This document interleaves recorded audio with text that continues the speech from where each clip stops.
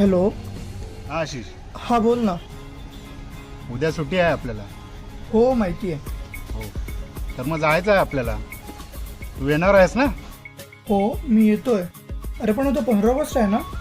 हो, मग त्यात काय झालं, आपल्यासाठी तर सुट्टीच आहे ना रे. ते तर आहेच.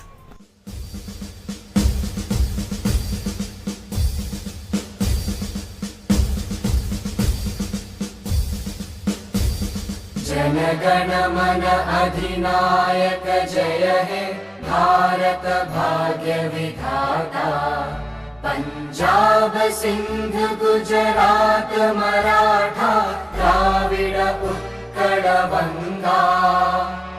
विंध्य हिमाचल यमुना गंगा उच्चल जलधि तरंगा। अरे तू आहे कुठे? यार मी एका शाळेजवळ उभे आहे रे. शुभ आशीष म्हणून तर आवाज येतोय ना राष्ट्रगीताचा. अरे यार, तो तर येणारच ना. या शाळेवाल्यांना काय कामधंदे आहेत का रे? अरे पण राष्ट्रगीत सुरू आहे आणि तू फोनवर काय बोलत उभा आहे? अरे यार, त्यात काय झालं मग, यांचं हे रोजचंच आहे रे. यांच्यासाठी आपला वेळ कुठे वाया घालवायचा. जय हे जय जय जय जय हे।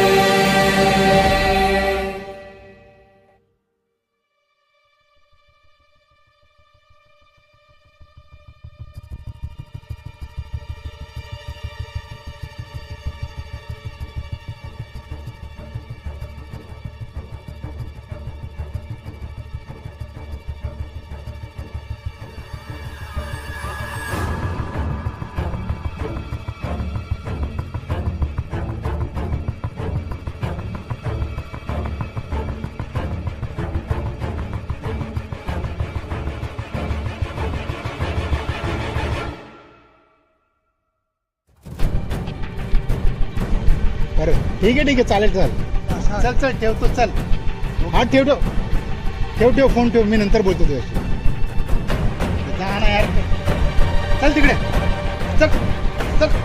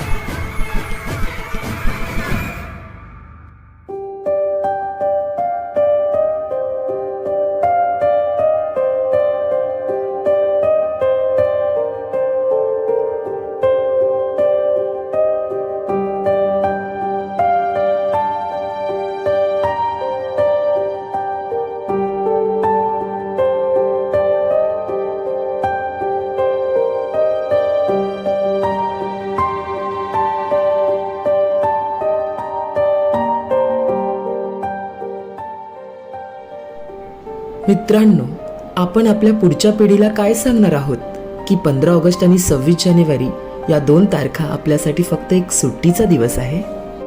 या भारतात असे कित्येक लोक आहेत की ज्यांना 15 ऑगस्ट आणि 26 जानेवारी या 2 तारखेचं महत्त्वच माहिती नाहीये. आपण आपल्या देशाचा इतिहास विसरत चाललो आहोत. या देशाला स्वातंत्र्य करण्यासाठी कित्येक वीर पुरुषांनी आपल्या प्राणांची आहुती दिली. आपल्या पिढीला हे स्वातंत्र्य विनामूल्य मिळाले आहेत. जर त्याचा मान ठेवता येत नसेल तर त्याचा अपमान तरी करू नका. आपल्याला फक्त देशाची आठवण या 2 दिवशी काय येते? आपण भारतीय आहोत आणि छातीवर झेंडा लावून फिरतो. संध्याकाळपर्यंत तोच झेंडा आपल्या छातीवरून कधी मातीत मिळून जातो तेच आपल्याला कळत नाही. देशाचा मान करता येत नसेल तर त्याचा अपमान तरी करू नका. जाणीव मान अपमानाची.